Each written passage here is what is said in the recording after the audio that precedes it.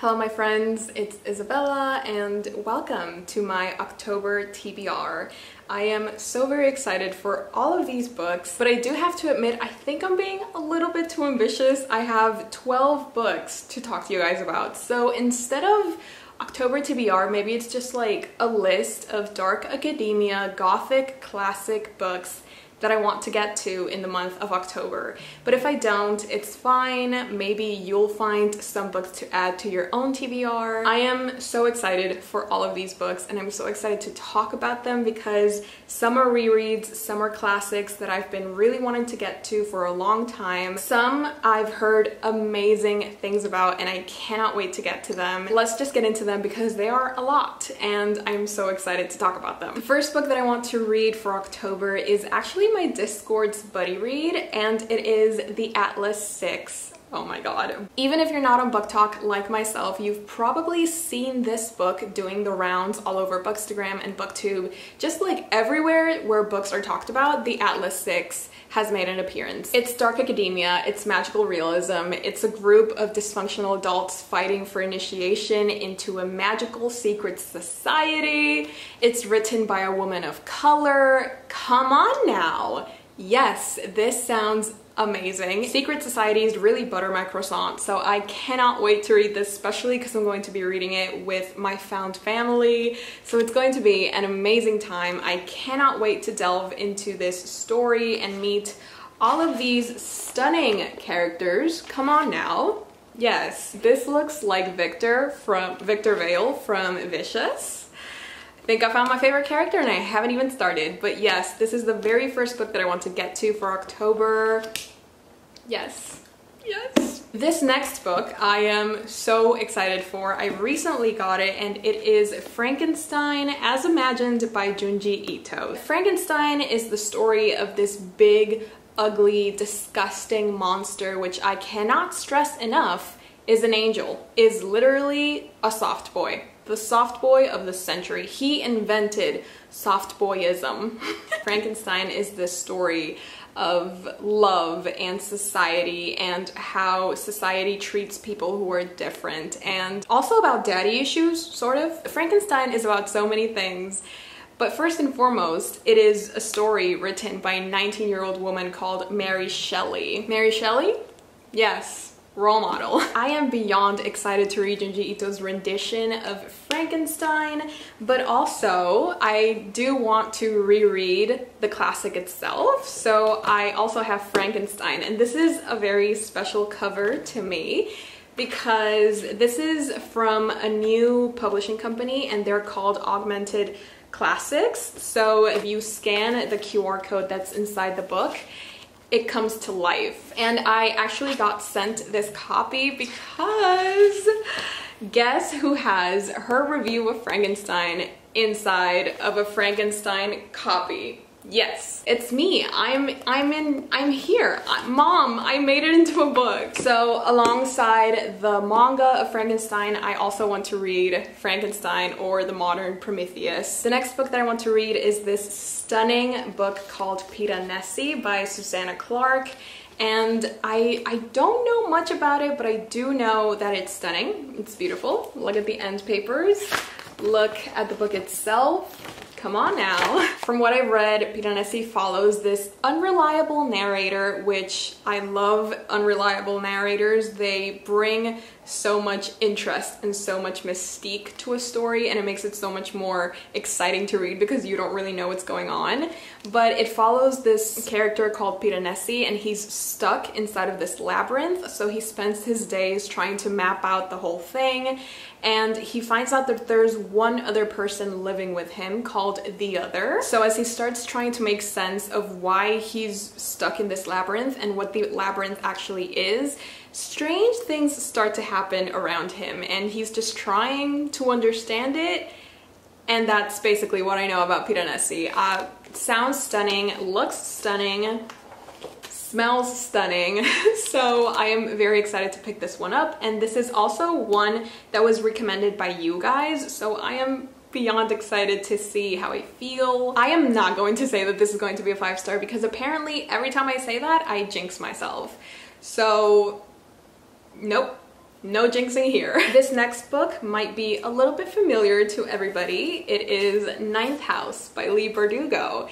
This came out in 2019 and I've actually already read it, but I am going to be buddy reading this with some friends that I made on my Discord. And I actually have been wanting to reread this because the first time that I read it, I don't think that I fully appreciated it because it's this story about secret societies in Yale University, and there's definitely teenagers committing illegal activities, murder, and it's like the aesthetic, you know what I mean? Like, give me murder, give me secret societies, give me dark academia, give me underground illicit activities. It's the aesthetic, and I think through Ninth House I can live that fantasy. Not that I want to murder anyone, I did not say that, I'm just saying could be interesting. This next book, I don't have a copy just yet, but I did want to mention it because oh my god, it is stunning, and oh my god, it perfectly fits the aesthetic that I'm going for, and it is The Maidens by Alex Michaelides? I'm sorry. Alex, the author. He also wrote The Silent Patient, which was one of my favorite thrillers of last year.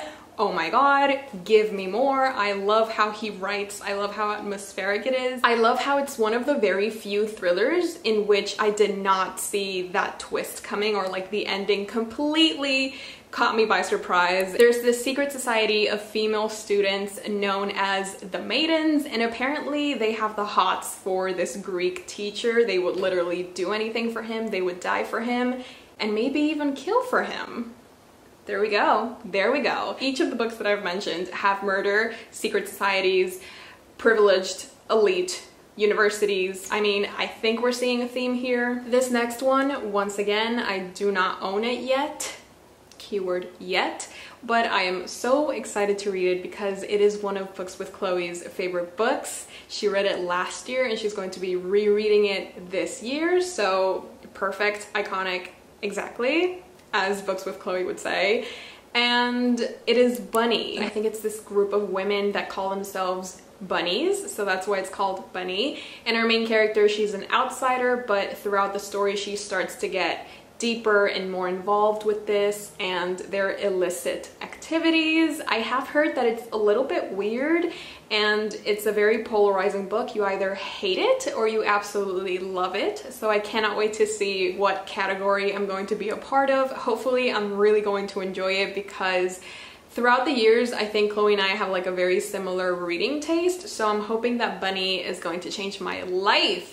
But once again, I do not want to jinx myself, so I'm gonna stay quiet and just read. I know I keep saying this, but I am so excited to read this one because this is a classic and it is called Rebecca. Rebecca, it's not what you think. I won't hesitate, bitch. This is a story of a woman, an unnamed woman who marries this very rich man.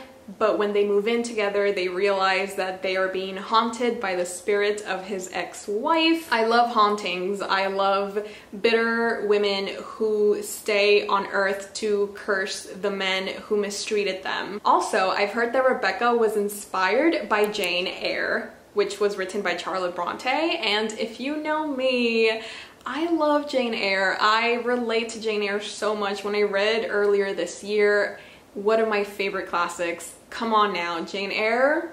We would have been best friends if we lived in the same, if she was real. I was about to be like, if we lived in the same time period, we would have been friends. Then I realized that she's not even real.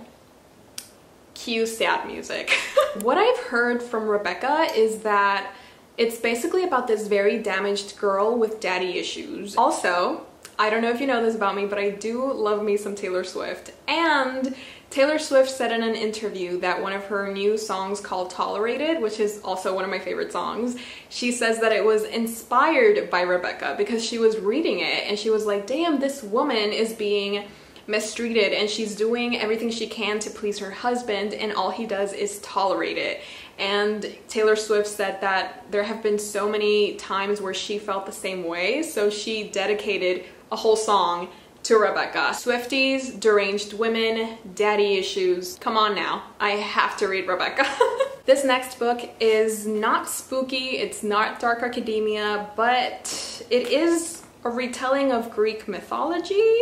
So maybe it counts. It is The Song of Achilles by Madeline Miller. This is actually going to be a reread because I did read it a few years ago, I think when it first came out. I'm going to be reading this with a few of my friends that I made on Discord. Once again, we just like to self-destruct, and that's literally the name of our group chat. It's just let's self-destruct together. So I'm very excited to reread The Song of Achilles and just cry my eyes out once again.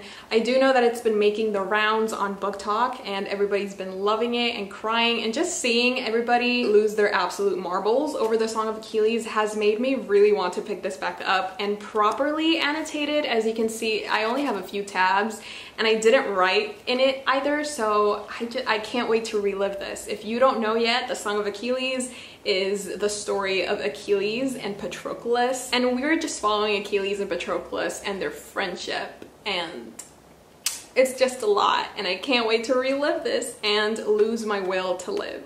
This next one is also going to be a reread, but this is one of my all-time favorite books, and I can't wait to be in this world again, especially because I'm going to be buddy reading it with a couple of my friends. Daisy Jones and the Six. Does she need any other introduction? I think not. Look at her. DIY spray edges. You don't understand how excited I am to reread this. This is the story of Daisy Jones and the Six, which is a band from the 80s or 70s. I want to say 80s. So we follow our lead singer Daisy, and she's this girl. She's also deranged. She also has daddy issues.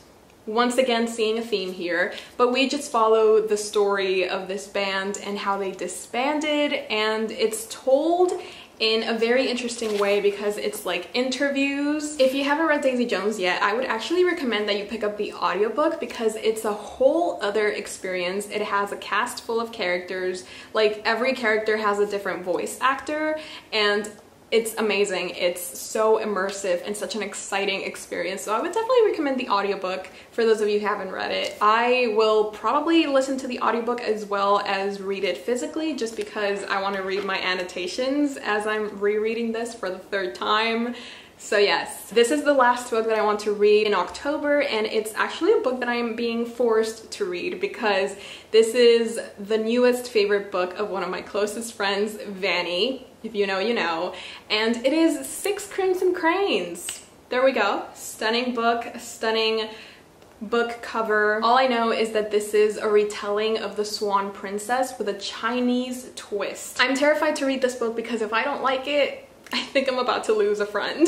I'm just really excited to pick this up because Vanny and I's book taste is really similar and we love a lot of the same things. So if she loved this and if this absolutely changed her life, it's probably going to change mine too. So I am very excited to read this and just be in this world. Yes, those are all the books that I want to read in the month of October. I am so very excited to be sharing these books with you guys. Hopefully you found some new ones that you would like to add to your own TBR.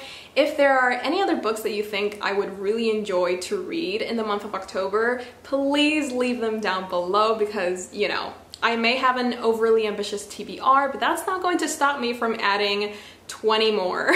It's just going to be a very exciting month filled with dark academia and gothic tales and murder and apparently a bunch of secret societies and deranged female characters.